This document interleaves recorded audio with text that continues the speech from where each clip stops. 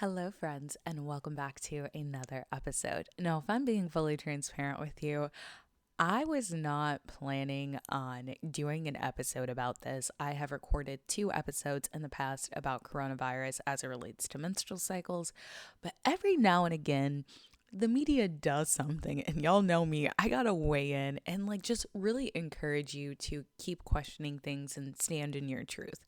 So, recently, and by recently, I mean 6 hours ago, the Washington Post released an article that said, "Women said COVID shots affect periods. A new study shows they're right. A coronavirus vaccination can change the timing of when you get your period, according to research." Now, it also goes on to say, for most people, the effect was temporary. But I feel like they kind of just put that in there to cover themselves. But that's neither here nor there. I kind of want to unpack this article because, one of the most interesting things we'll see is this constant this constant support and nudge to believe women, but to also trust the science, right? Like we see that constantly, especially with what happened as it relates to the coronavirus and the vaccine, right? Believe women, trust science, but it's like, I come back to the same question that I posed to you all early in 2021, in April of 2021, which actually got my account censored and deactivated for like a month. And that question is, what happens when the science we're supposed to believe and the women we're supposed to believe do not align? Like the science you want me to trust and the women you want me to believe are experiencing two different things. What then? What are our solutions? And I don't say that because I'm trying to stir the pot. I'm saying it because, I really be wanting to know. It doesn't, when the math isn't mathing and the science isn't sciencing, I'm like one of the first people to raise their hands and say, excuse me, I have a question. I remember when the vaccine first came out and there was this uprise. Ooh, I took a little bit before I commented, and by a little bit, I think I waited like 3 hours before I really just commented. I sat and I researched and looked for answers before weighing in, and the answer I concluded is nobody actually knows because when it comes to clinical trials, the menstrual cycle is not something that's studied. Why do they not study it? Because there's a lot of uncontrolled variables. And in science, you want the most controlled environment, most controlled variables possible. And the menstrual cycle, because it has so many hormonal fluctuations, because it's impacted by our lifestyles so much, is not one of those things you can actually control. But I digress. I remember people literally reporting my account. I remember people literally being like, I can't believe you have so many followers. Like, people were really coming at me, and I'm like, I'm not doing anything wrong. If anything, I'm operating out of integrity because, as somebody who works in the health and wellness space, as somebody who has a background in science, I know for a fact this wasn't studied, and they could tell you that they didn't look at it because it's not a factor you look at in clinical trials. But, I was the bad guy because I was like, I have a question, and I know how you girls like to tussle, but I digress, right? It's just, can I just say that, it's crazy to me that people are so much so women's empowerment and for the girls, but this first time that somebody who is all about women's empowerment and for the girls doesn't go with the status quo narrative, people want to, cancel that person. I'm like, y'all are bored. But, anyways, let me get back to the topic afoot, right?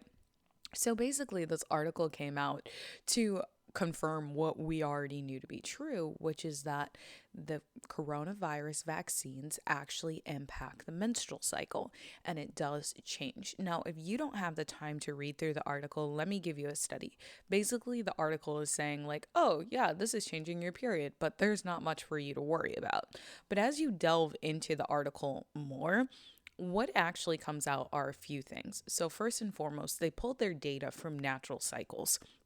So, about 20,000 women data was pulled and given to who did the study?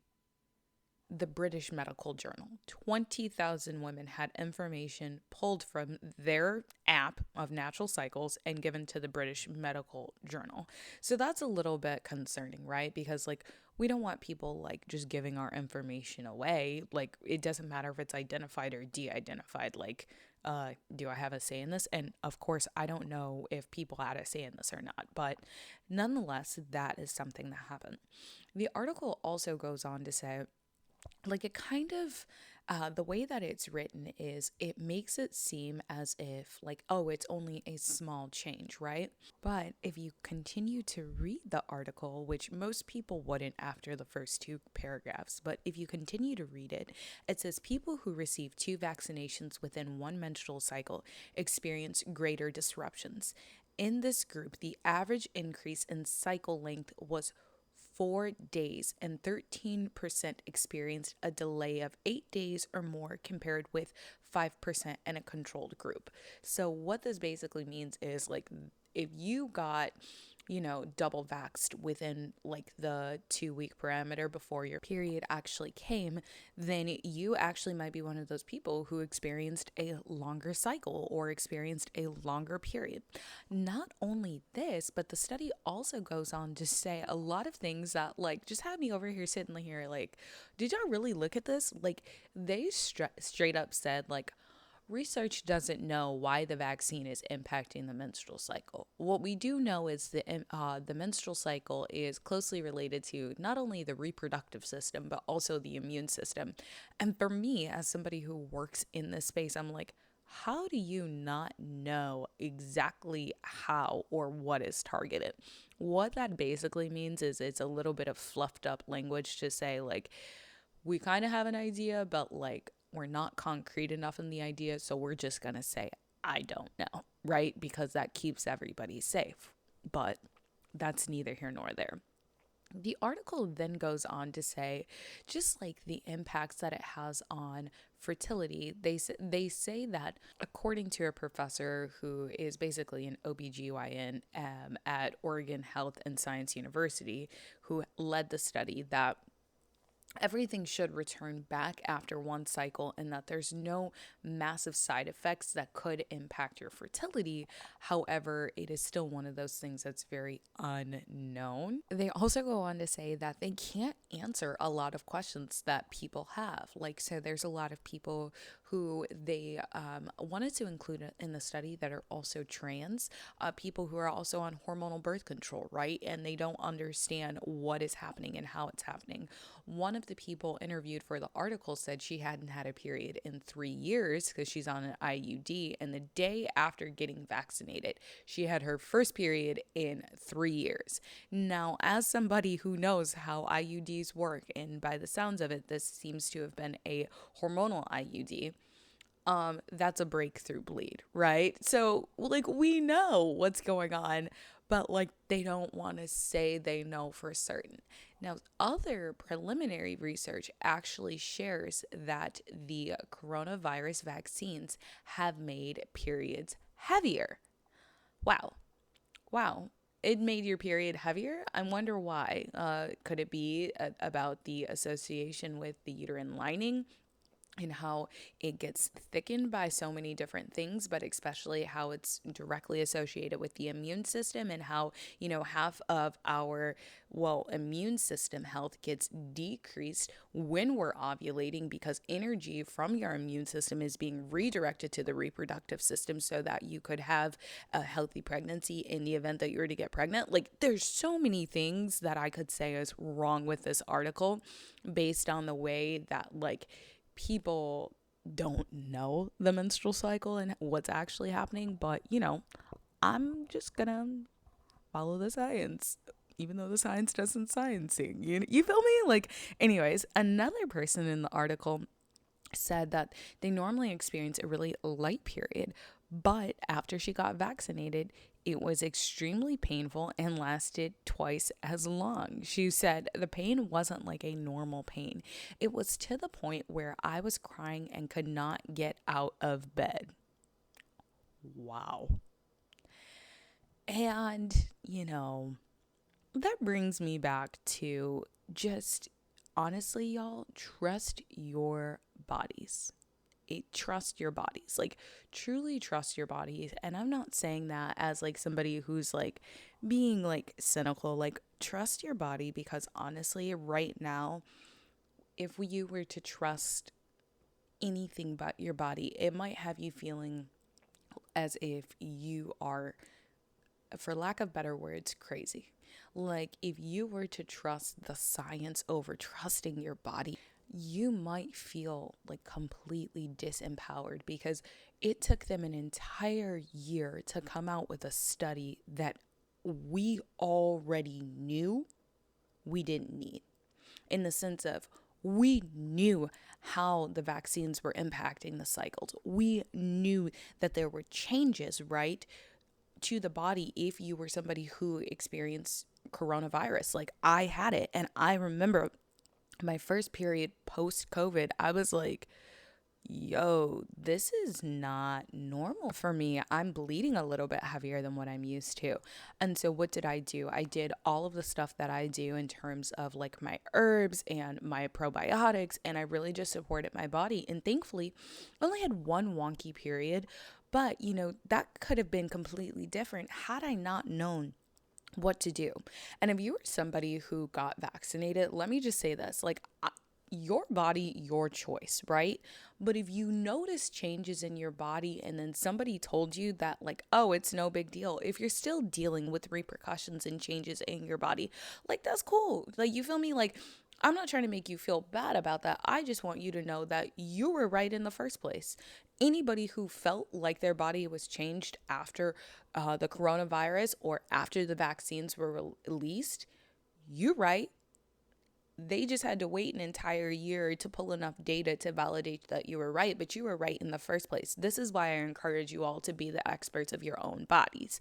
Now, I'm not saying be such an expert that you can't go seek support and seek advice. I'm saying know your body so well that when the moment something is off, you can say, excuse me, Mrs. So-and-so, Mr. So-and-so, hello, Mr. Researcher expert over there. I got questions and I need y'all to answer them. Like, that's literally how we have to be. We have to take back the power and the control and the autonomy of our bodies. And like, honestly, if you're listening to this episode and you're like, yo, this is speaking to me on a deep level, let me know. Like, I would love to have a dialogue with you guys on Instagram about this, because I think that's why I stay so much so focused on educating, equipping, and empowering you all with tools, knowledge, and resources to heal and help yourselves. The reason I do it at the end of the day is because of stuff like this. Like an entire year, like y'all really made people feel like basically delusional for an entire year because the science didn't say that. Like, what?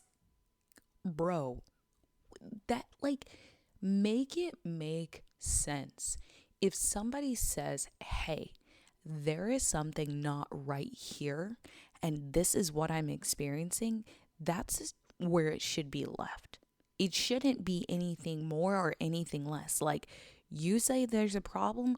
Okay, let's look into this problem a little bit more. Let's do the bare, like, basics of management that we know we can do, and let's move forward. But nah, y'all had to wait an entire year, collect data from somebody, 20,000 people's data who may not even know their data was collected at that, and then say, oh, you were right? Bruh, we already know. Like, how you gonna hate from outside of the club and you can't even get in? Like, we already knew. We were already hip. And it's like, the fact that we're still dealing with this in 2022 is what's crazy to me, because this is the same stuff that women have dealt with on so many fronts for thousands and thousands and thousands of years. And I'm not somebody that, like, I think we all know when it comes to like where I stand with issues and stuff like that, like, I'm a very traditional person, in case you can't tell, but I'm also like the first person to raise their hands and be like, something isn't right here. And maybe it's the fact that I'm a manifesting generator and I'm a challenger by nature. If you are thinking about like the Enneagram and human design. Like I said, I'm a manifesting generator, but I also think that it says like I'm the problem solver or something like that. I don't know. That's neither here nor there. I'm the first person to raise questions and raise their hand and ask questions because I don't think people are really advocating for the collective. Oftentimes, I feel as if people advocate for themselves, and that's the issue.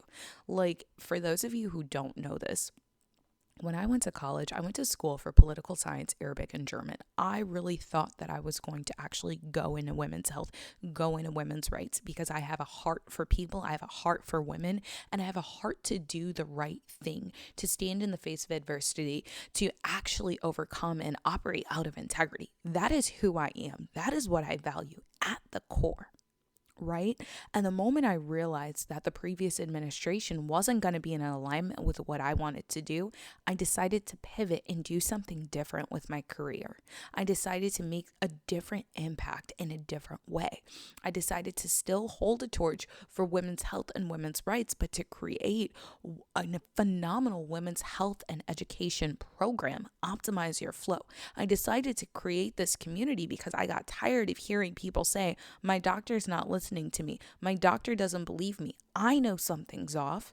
So I decided that instead of like entrusting everybody else to solve our problems, I wanted to teach us how to solve our problems. So what did I do? I went and got a certification for personal training and then for nutrition. And now I'm an integrative health practitioner.